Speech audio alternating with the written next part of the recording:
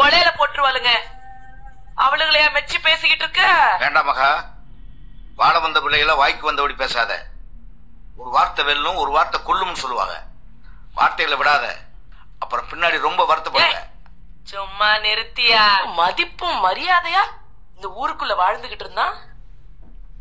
அவன் தலை குனிஞ்சு நடக்கிற மாதிரி உன் மவ பண்ணிட்டால. வடிக்காத தற்குறி. ஏமாவனுக்கு புத்திமதி சொல்ற மாதிரி ஆயிடுச்சுல்ல. நினைக்கிறப்ப கூட ஈரக்கொலை எல்லாம் ஆடுதியா. பட் அசிங்கத்துக்கும் அவமானத்துக்கும் உன் மவளுக்கு நான் சரியான செய்கை செய்வையா. ஒட்டஞ்சு போய் கிடக்குறான்.